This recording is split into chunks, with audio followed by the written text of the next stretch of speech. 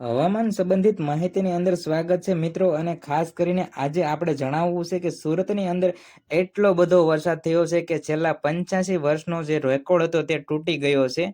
વાત કરવામાં આવે, સુરત શહેર અત્યારે પાણીમાં ડૂબી રહ્યું છે, કારણ કે છેલ્લા 85 વર્ષનો જે રેકોર્ડ હતો તે આ વખતે જે એક જ દિવસની અંદર જે વરસાદ નોંધાયો છે જે તૂટી ગયો છે, અને 11 વ્યક્તિઓના મોત પણ થઈ ચૂક્યા છે. અને ઇતિહાસની અંદર પહેલી વખત એવું બન્યું છે કે વરસાદને કારણે સુરત શહેરની અંદર પૂર આવ્યું હોય. તો આજે આપણે વિગતવાર માહિતી જોઈશું. હવામાન જે નિષ્ણાતો છે તેમણે દ્વારા જે માહિતી આપી છે, અને અમદાવાદ દ્વારા હવામાન શાખા દ્વારા જે માહિતી આપવામાં આવી છે, અને હજુ સુધી કેટલા દિવસ સુધી વરસાદની આગાહી છે અને કયા કયા વિસ્તાર ઉપર વરસાદ આવી શકે છે, સંપૂર્ણ માહિતી આપણે આજના વિડીયોની અંદર જોવાના છીએ. તો ખાસ કરીને ખેડૂત મિત્રો તેમજ અન્ય જે ગુજરાતી ભાઈઓ ખાસ કરીને ધ્યાન આપે સમાચારની અંદર. અને આજે આપણે વાત કરવી છે સુરત શહેરની અંદર 85 વર્ષનો રેકોર્ડ તોડી નાખ્યો છે, અને ઇતિહાસમાં પ્રથમ વખત જ આવું બન્યું છે કે વરસાદના પાણીને કારણે પૂર આવ્યું હોય, અને સુરતની અંદર 11 વ્યક્તિઓના મૃત્યુ પણ થયા છે. હવે વાત કરીએ તો દક્ષિણ ગુજરાતના જે વિવિધ ભાગો છે તેની અંદર મંગળવારે અતિ ભારે વરસાદ હતો, અને આકાશની જે આફત સર્જાય છે જેને કારણે સુરતને સૌથી વધુ અસર થઈ છે, કારણ કે છેલ્લા 2 દિવસની અંદર જે વરસાદ આવ્યો છે આ ઘટનાથી 5 લોકોના મોત થયા છે, જ્યારે પૂર જેવી પરિસ્થિતિનું નિર્માણ થતાં 2100 લોકોને સુરક્ષિત સ્થળે ખસેડવામાં આવ્યા હતા. સુરત શહેરની અંદર 5 જેટલા લોકોના મૃત્યુ થયા છે, અને 2100 જેટલા લોકોને વ્યવસ્થિત જગ્યાએ ખસેડી દેવાની કામગીરી કરવામાં આવી છે. અધિકારીઓએ જણાવ્યા તે મુજબ સુરત જિલ્લાના જે કામરેજ તાલુકો છે, જેને મંગળવારના સાંજે 4 વાગ્યા આસપાસ 10 કલાકથી 12 કલાકની અંદર જે વરસાદ પડ્યો છે, જે વરસાદ 85 વર્ષનો રેકોર્ડ તોડી નાખ્યો છે. અને વરસાદની સ્થિતિને જોતા સુરત અને નવસારી જિલ્લાના જે તમામ શાળાઓ અને કોલેજો છે, તમામ શાળા કોલેજોની અંદર રજા જાહેર કરી દેવામાં આવી છે. અને ભારતીય હવામાન વિભાગ દ્વારા રાજ્યના અહેવાલ મુજબ છેલ્લા 24 કલાકની અંદર દક્ષિણ ગુજરાતની અંદર વાત કરવામાં આવે તો સુરત, વલસાડ, દાદરા નગર હવેલી છૂટા છવાયા વરસાદ પડશે તેવી પણ હજુ સુધી આગાહી આપી છે. એટલે હજુ પણ જે ગુજરાતનો દક્ષિણ વિસ્તાર છે ત્યાં વરસાદની આગાહી તો યથાવત છે જ. હવામાન વિભાગના જણાવ્યા મુજબ દક્ષિણ પશ્ચિમ ચોમાસું સમગ્ર ગુજરાતમાં સંપૂર્ણપણે હજુ આગળ વધી રહ્યું છે.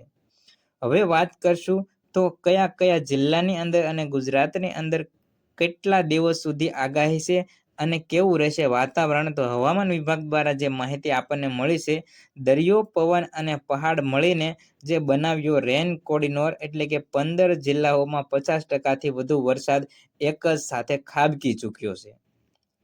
અત્યાર સુધી આપણને સમાચાર મળતા હતા કે ચોમાસું ખૂબ નબળું રહેવાનું છે, ચોમાસાની સ્થિતિ ખૂબ નબળી રહેવાની છે અને મોડું ચોમાસું આવવાનું છે, પરંતુ વાત કરવામાં આવે તો 15 જિલ્લાઓની અંદર જ 50% જેટલો વરસાદ નોંધાઈ ચૂક્યો છે. અને સુરત શહેરે તો 85 વર્ષનો રેકોર્ડ પણ 2 દિવસની અંદર તોડી નાખ્યો છે. હવે વાત કરશું આપણે દક્ષિણ ગુજરાતની. તો છેલ્લા એક સપ્તાહથી વરસાદ ધોધમાર વરસ્યો છે, પરંતુ તેની પાછળ દરિયાઈ ભેજ, પવનની દિશા, લો પ્રેશર સિસ્ટમ, પહાડોની ભૌગોલિક રચના, આ 4 પરિબળો મળીને દક્ષિણ ગુજરાતને રેડ કોર્ડિનર સર્જ્યો છે. કારણ કે અત્યારે એક સાથે 4 સિસ્ટમ સક્રિય હતી એવું હવામાન વિભાગ દ્વારા જણાવવામાં આવ્યું છે, અને જેની અસરના પરિણામે સુરત શહેરે 85 વર્ષનો રેકોર્ડ તોડ્યો છે. હવે આપણે આગળ વાત કરીએ તો જુલાઈના પહેલા 7 દિવસની અંદર જ દક્ષિણ ગુજરાતના જે 5 જિલ્લા છે તેની અંદર જે દર વર્ષે એક વર્ષની અંદર જેટલો વરસાદ થતો હોય છે તેનો કરતા 75% વરસાદ માત્ર ને માત્ર 10 દિવસની અંદર જ વરસી ગયો છે. 15 જિલ્લાની અંદર 50%થી વધુ વરસાદ નોંધાઈ ચૂક્યો છે. આપણે ચોમાસાની સરેરાશ જોતા હોય તો 4 મહિનામાં જેટલો વરસાદ થતો હોય છે તેના કરતા અડધો વરસાદ 10 દિવસની અંદર જ પડી ગયો છે દક્ષિણ ગુજરાતની અંદર. હવે આપણે અરબી સમુદ્રના પાણીની સામાન્ય કરતાં વધુ ગરમ છે. ગરમ સમુદ્રમાંથી સતત મોટી માત્રામાં ભેજ ઊભી થઈ રહી છે, અને ચોમાસાના વાદળો માટે ઈંધણ સમાન ગણવામાં આવે છે. દક્ષિણ પશ્ચિમના જે પવનો છે જે ભેજ સાથે વહેવા લાગ્યા છે. અને સૌથી પહેલા વાત કરવામાં આવે તો વલસાડ, નવસારી, સુરત જેવા જે દરિયાકાંઠાના વિસ્તારો છે તેવા વિસ્તારોને આવરી લેવામાં આવશે. અને ચોમાસું હજુ વધુ મજબૂત બને તેવી હવામાન વિભાગે આગાહી કરી છે. અરબી સમુદ્રનું જે તાપમાન છે એ વધુ ભેજ સાથે જોવા મળી રહ્યું છે. દક્ષિણ પશ્ચિમના જે પવનો છે જે સૌથી વધુ ભેજ દક્ષિણ ગુજરાત સુધી પહોંચાડી રહ્યા છે.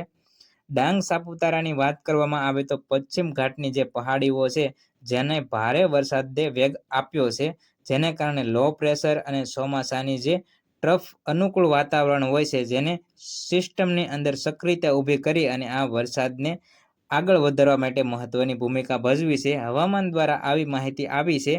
અને હજુ વાત કરવામાં આવે તો આગામી 72 કલાક નક્કી કરશે કે હવે વરસાદનું કેન્દ્ર કચ્છ, ઉત્તર ગુજરાત બનશે કે દક્ષિણ ગુજરાત. આગામી 72 કલાક સુધી હજી હવામાન વિભાગ દ્વારા માહિતી આપવામાં આવી છે. વાત કરવામાં આવે તો જે હવાનું તાપમાન ઝડપી ઘટે છે અને હવામાં ભેજ જે છે પાણીના ટીપાની અંદર ફેરવાઈ જાય છે, પરિણામે ભારે વરસાદ શરૂ થાય છે. હવામાન વિજ્ઞાનમાં આ પ્રક્રિયાને ઓરોગ્રાફિક વરસાદ પણ કહેવામાં આવે છે.